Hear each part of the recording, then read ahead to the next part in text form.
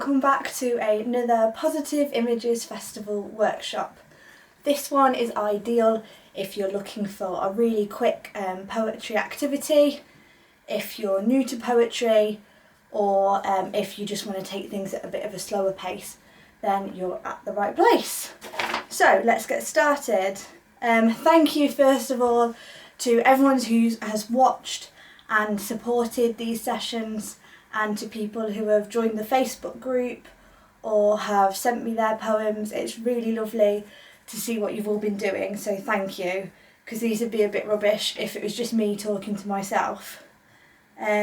So I've got a really nice poem, I think it's really nice poem today, that's called Turtle Came to See Me, and it's by Margarita Engel. So let me tell you a bit about her first.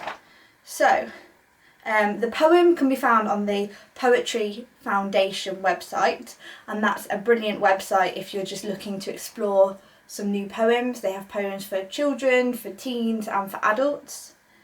So Margarita Engel is a poet, novelist and journalist. She was born in California to a Cuban mother and an American father. Her writing has appeared in Atlanta Review, Bilingual Review, Californian Quarterly, Caribbean Writer and many other places. Most of her stories are written in verse because she writes stories as well as poems, and a lot of her writing reflects her Cuban heritage and her deep appreciation and knowledge of nature. So you'll see that in this poem, which is called Turtle Came to See Me. The first story I ever write is a bright crayon picture of a dancing tree, the branches tossed by island wind. I draw myself standing beside the tree, with a colourful parrot soaring above me, and a magical turtle clasped in my hand, and two yellow wings fluttering on the proud shoulders of my ruffled Cuban rumba dancer's fancy dress. In my Californian kindergarten class, the teacher scolds me. Real trees don't look like that. It's the moment when I first begin to learn that teachers can be wrong. They have never seen the dancing plants of Cuba.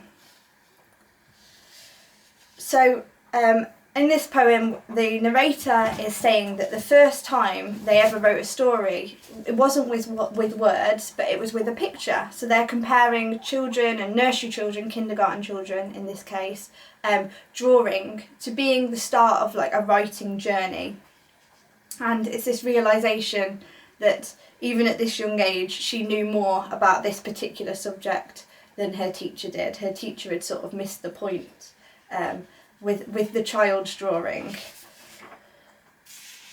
If you enjoyed this poem that was mentioned Cuba and had a little bit of the Cuban landscape in it, then you might enjoy the poem that I'm going to recommend, the video that I'm going to recommend at the end of this video, which is the latest one in the We Speak Poetry YouTube series, because that is also about Cuba.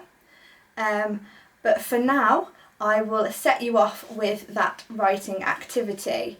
And remember, there's no wrong answers. It's not maths, there's not a perfect answer to writing. You just write what comes to you, what you feel, and that is the right answer. So, Margarita Engel wrote about her first experience of drawing a picture and how that was inspired by nature.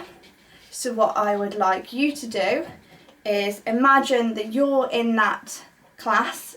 Maybe it's a real story from when you were back at school, or maybe you're just imagining it. What did you draw that was special to you? And can you have a go at describing it in the eyes of a child?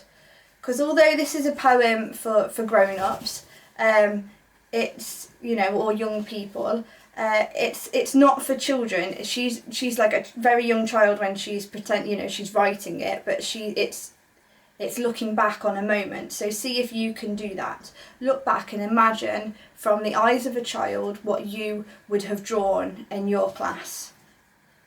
So she draws herself standing beside the tree. She's got a colourful parrot soaring above her and a magical turtle in her hand.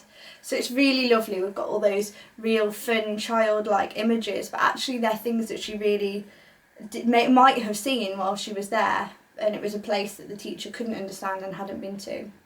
If you want, you can write about a real place or you can write about an imaginary place. But the task is, pretend that you're the child at school and write about what that child, you the child, draws as your special place on their picture and describe it. Thank you so much for watching, and if you want to come to the full poetry workshops, we have sort of half-hour long ones with sort of deeper, more intense maybe writing exercises where we spend a bit longer on them. Then feel free to do that. They are more fun than I've just made them sound. Otherwise, I will see you next time. Bye!